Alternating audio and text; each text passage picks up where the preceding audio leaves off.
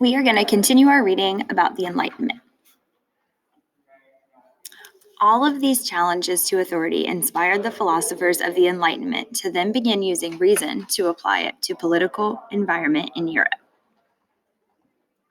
Through the use of reason, Enlightenment philosophers began developing ideas that challenged the unlimited governments of the time and influenced the development of limited governments in the 1600s and 1700s.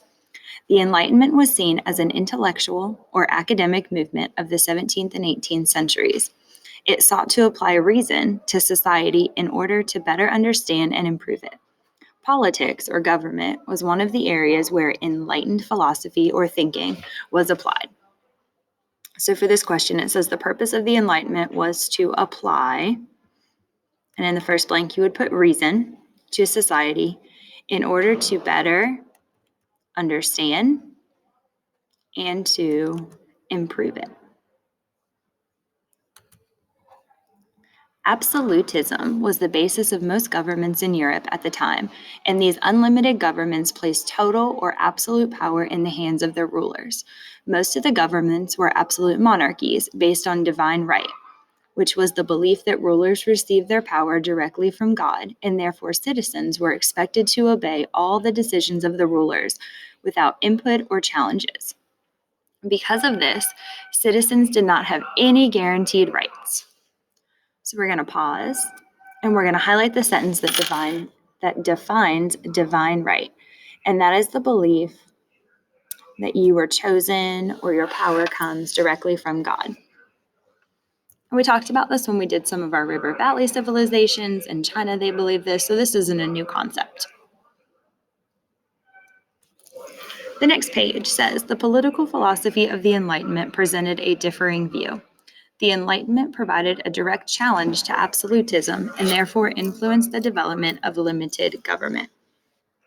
So when we stop and pause, it says blank was the type of unlimited government used in Europe before the Enlightenment. So before the Enlightenment, they used absolutism. During the Enlightenment, they're going to change to limited government, which, as you can probably imagine, means they put limits on the government. So Enlightenment philosophers believed that the state of nature was how humans lived before organized government. It was used by philosophers to explain how political organizations occurred.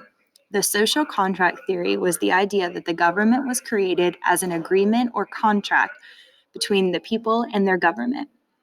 This was established to structure the contract in a mutually beneficial manner, and that means it should be fair on both sides.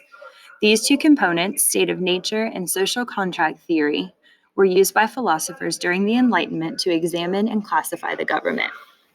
So how did the philosophers describe the state of nature? It was how humans lived before they had government. The next one says the social contract theory was the idea that government was created as an agreement or contract between people and their government. So state of nature is how people lived before government, and then the social contract theory is how they kind of interact, or the agreement between government and people today. First person we're going to talk about is John Locke. And John Locke was of England, and he's considered one of the great political philosophers of the Enlightenment.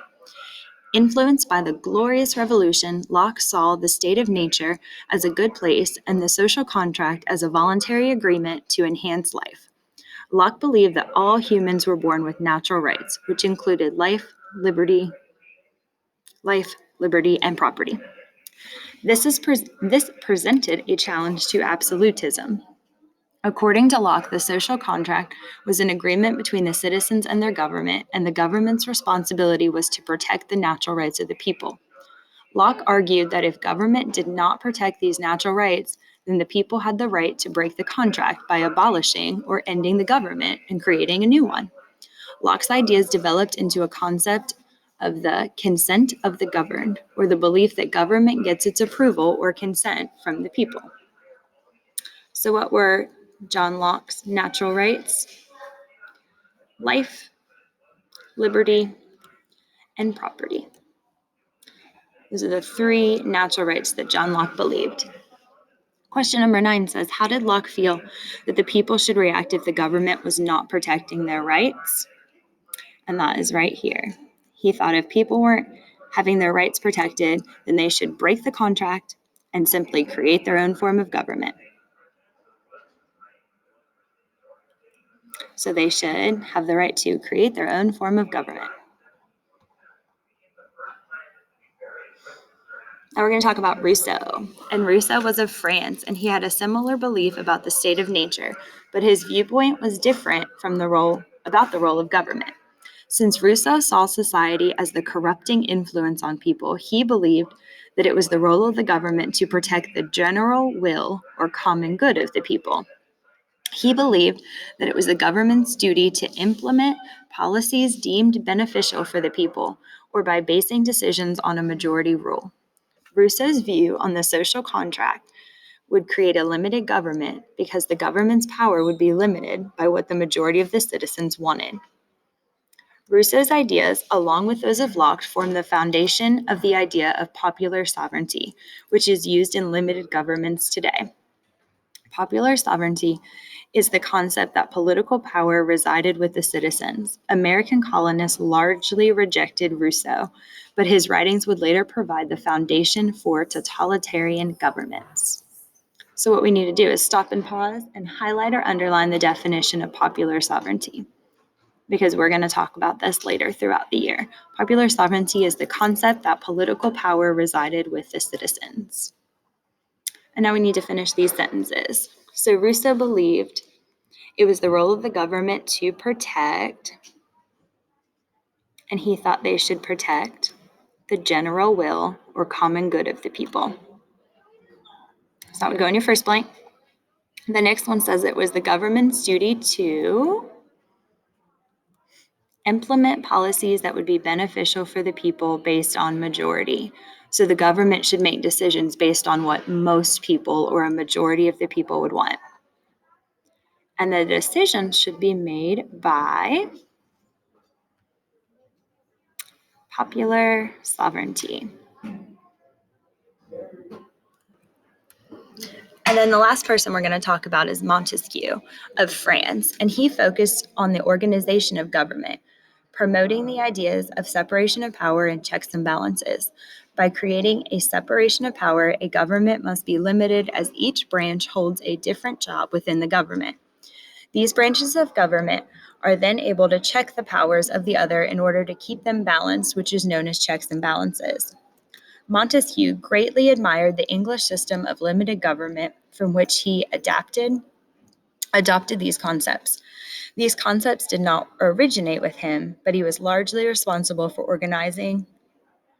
popularizing them, and he advocated modifying the English system of the time for having two branches, the executive and legislative, to having three branches, the executive, which would be the monarch, legislative, which would be parliament in Europe, and judicial, which would be the courts. The influence of his ideas is readily apparent in the United States Constitution. So our three branches of government: legislative, executive, judicial.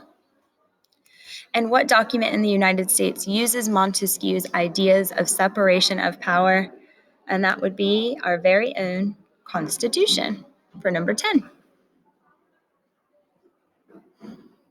And then we're going to read about Voltaire. I might have said that was our last one. My mistake. So Voltaire, the pen name, François Marie, I don't really know, of France, I'm just going to call him Voltaire, much easier, focused on civil liberties, which were rights guaranteed by law of a country, mainly freedom of speech and freedom of religion. Voltaire's influence on limited government is mainly in the area of rights of citizens. He wrote many books and plays to demonstrate the use of reason and to voice his views on social reform or the betterment of society. He often exhibited his dislike of religious intolerance, advocating in the separation of church and state, and modeling the right to express personal opinion through speech. So first thing we're going to do is highlight what civil liberties are. And we have civil liberties in this country. There's certain rights, like freedom of speech, freedom of religion, that every person should be guaranteed. Some things that Voltaire really thought needed to be reformed, things he disliked. Religious intolerance. There we go. He really thought there should be a separation. He believed there should be a separation of church and state. So that is your first two. He disliked religious intolerance, people who were not accepting of others' religions, and he thought there should be a separation of church and state, which would be the government. And he believed that people had the right to express personal opinions through freedom of speech. The rising middle class believed that government should not interfere with the business or society in general. A British economist named Adam Smith supported this idea in his book, The Wealth of Nations. Smith wrote that any government should stay out of the economy and allow businesses to compete. This competition between businesses that make the same kind of product will keep prices down and wages up as the businesses compete with each other over workers and sales. Allowing this to occur, the government would be practicing something called laissez-faire, which is a French word to let be. Smith's theory was very popular with business owners that did not want to see the government interfere in their abilities to make as much money as they could. So, what group would benefit the most and the least from the government using laissez-faire? So, if they're going to let everyone just compete, businesses are going to do well because they can set competitive prices. But think about how the consumer would feel if you're constantly having prices raised on you. You might run out of money, so the poor would struggle with this. But laissez-faire is an interesting approach. So you kind of have to think everyone's just allowed to set their own prices, but you always have to compete with others' prices. If one job is paying you $5 and the other job is going to pay you $10, well, you're going to go work at the job that will offer you $10. But then what's going to happen if they're having to pay their employees more? Most likely their product is going to cost more. So laissez-faire is kind of a let it be. The government shouldn't control you. The businesses should be able to control themselves. This is going to cause some issues with the economy in Europe, which we will talk about more. But kind of write about what you think. What will happen if everyone's just allowed to create their own prices and wages for people